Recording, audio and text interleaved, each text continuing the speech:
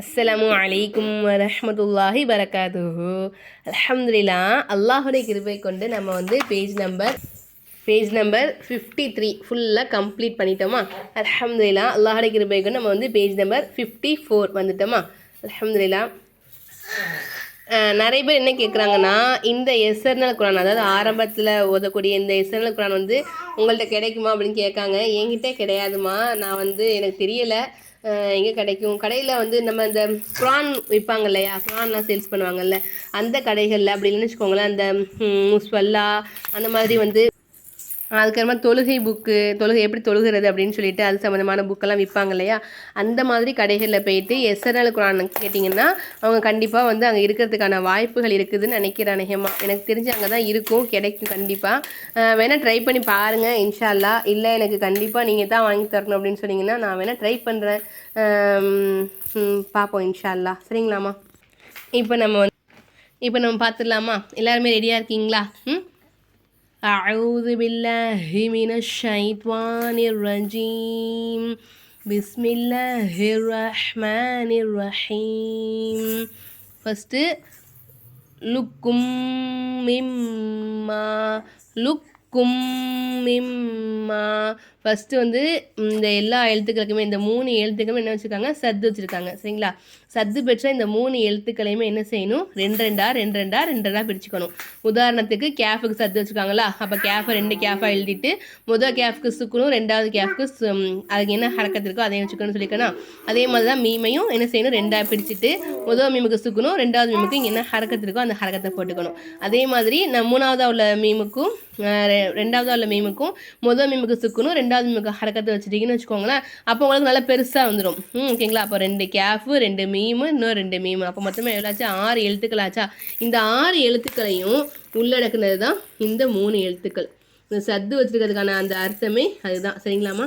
இப்போ நமக்கு வந்து ஈஸியாக ஓதணும்னா லுக் கு, அப்போ நம்ம இங்கே எப்படி ஓதணும், லு இக் கு இம் மீ இம் மா, லுக்கும் மிம்மா, லுக்கும் மிம்மா அப்படின்னு நம்ம என்ன செய்யணும், அந்த இடத்துல உச்சரிக்கணும். அடுத்ததா நஹ்லுக்கும் மிம்மா இம்மஹீன், நஹ்லுக்கும் அப்படிங்கும்போது இந்த ஃபர்ஸ்ட்டில் இருக்கிறதுங்களா காஃபு, அந்த காஃபை நம்ம வந்து என்ன செய்யக்கூடாது, உச்சரிக்கக்கூடாது. ஏன்னா அதுக்கு அடுத்த எழுத்துக்கு பாருங்கள் சத்து வந்திருக்கு. சத்து பெற்ற எழுத்துக்கு முன்னாடி உள்ள எழுத்துக்கு வந்து சுக்குன்னு இருந்துச்சுனாக்கா அப்போ நமக்கு என்ன ஆகாது, அந்த எழுத்து உச்சரிப்பில் வராது. அப்போ நம்ம என்ன செய்யக்கூடாது, சுக்குன் பெற்ற அந்த எழுத்து நம்ம உச்சரிக்கக்கூடாது. இது எந்த இடத்துல, சத்து பெற்ற எழுத்துக்கு முன்னாடி உள்ள எழுத்துல வந்து சுக்குன் வந்திருந்தால் மட்டும்தான் இந்த சட்டம் ஃபாலோ பண்ணணும் நீங்கள். ஓகேங்களாம்மா? எல்லா இடத்துலையும் சுக்குன் உள்ள எழுத்துக்களை உச்சரிக்காமல் விட்டுட்டிங்கன்னா அப்போ நமக்கு அர்த்தம் தப்பாக போயிடும் இல்லையா? இந்த ஒரு விஷயத்தை மட்டும் நீங்கள் வந்து நோட் பண்ணி வச்சுக்கோங்க. என்ன விஷயம்னா, சத்து பெற்ற எழுத்துக்கு முன்னாடி உள்ள எழுத்துல வந்து சுக்குன் வந்துச்சுன்னா அந்த சுக்குன் பெற்ற எழுத்து நமக்கு உச்சரிப்பில் வராது. இந்த ஒரு விஷயத்தை மட்டும் நீங்கள் ஞாபகம் வச்சுக்கோங்க, அப்போ உங்களுக்கு ஈஸியாக இருக்கும். அப்போ நம்ம என்ன செய்யக்கூடாது, இந்த காஃபை நம்ம உச்சரிக்கக்கூடாது. ஓகேங்களா? அப்போது நஹ்லுக்கும், இங்கே பாருங்கள் மீமே சக்கின் வந்திருக்கா, மீமே சக்கின்கிறது தான் மீம் வந்திருக்கு. இப்போ நமக்கு இங்கே இதில் என்ன வருது, சட்டம் வருது, இதோகாமே சபவி வருது. ஓகேங்களா? நம்ம ஆல்ரெடி படிச்சிருக்கோமா, உங்களுக்கு சொல்லி கொடுத்துருக்கேன்னா, சட்டம் நடத்திருக்கேன் இல்லையா? இங்கே நமக்கு வந்து இதோகாமே சபவி வருது. சரிங்களா? அப்போ நம்ம என்ன செய்யணும், குன்னா செஞ்சு ஓதணும். நஹ்லுக்கும். அடுத்து பாருங்கள் நூன் மின்னுங்கிற இடத்துல 3 செகண்ட் வருதாமா, 3 செகண்டுக்கு அடுத்து தான் மீம் வந்திருக்கு. இங்கே நமக்கு வந்து இதோகாம் பில்குன்னாவுடைய சட்டம் வருது.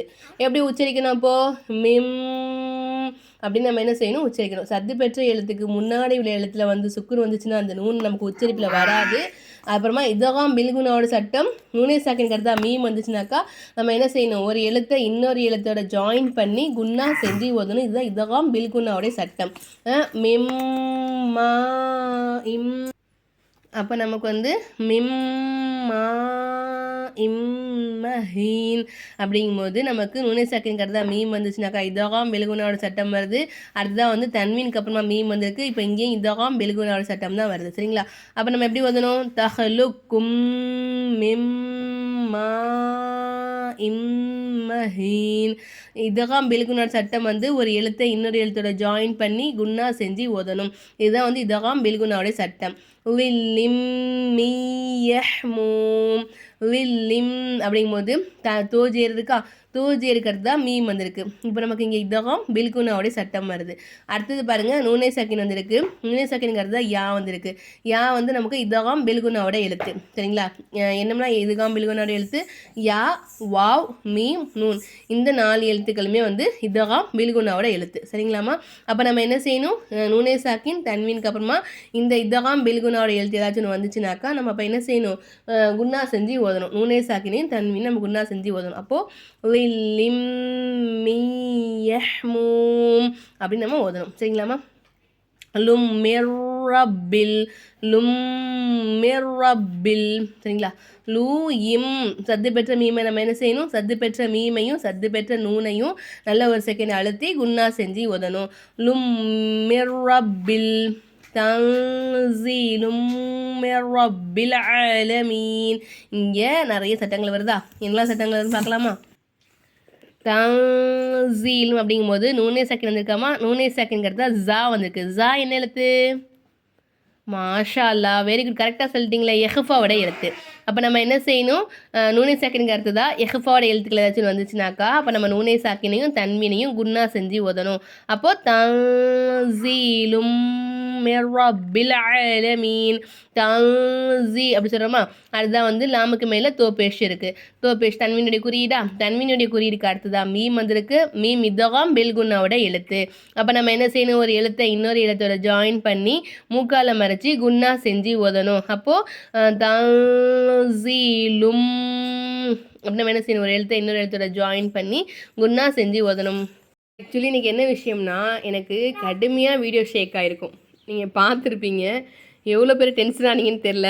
என்ன இவங்க இப்படி வீடியோ போட்டு ஷேக் பண்ணுறாங்க அப்படின்னு சொல்லிட்டு என் பாப்பா வந்து தூங்காமல் முழிச்சிக்கிட்டு இருக்கா. அவள் தான் வந்து என்னையை போட்டு நோண்டிக்கிட்டு இருக்கா. அதனால் அவள் தான் டிஸ்டர்ப் பண்ணுறனால ஃபோனை வந்து ஆட்டனால கடுமையாக வீடியோ வந்து ஷேக் ஆகுது. மற்றபடி எதுவும் இல்லை, யார் தப்பாக நினச்சிக்காதீங்க. இன்றைக்கி சாயங்காலம் 5 மணிக்கு நம்ம வீடியோ அப்லோட் பண்ணணும் இல்லையா. நம்ம சப்ஸ்கிரைப் நண்பர்கள் எல்லாருமே வந்து ஆர்வமாக நம்ம சேனலை வந்து 5 மணிக்கு தேடி பார்க்குறீங்க. அப்படிங்கும்போது அவங்க எல்லோரும் ஏமாந்துடக்கூடாதுங்கிற ஒரே காரணத்துக்காகத்தான் அவள் முழிச்சிக்கிட்டு இருக்கும்போது சரி பரவாயில்லைன்னு சொல்லிட்டு அவளை உட்கார வச்சுட்டு வீடியோ எடுத்துக்கிட்டு இருக்கேன். அவள் தான் வந்து ஃபோனை கடுமையாக ஷேக் பண்ணுறா. அதனால தான் எனக்கு கடுமையாக வீடியோ வந்து ஆடுது. யார் தப்பாக நினச்சிக்காதீங்க, அல்லாஹுக்காக மனம் பொறுத்துக்கோங்க.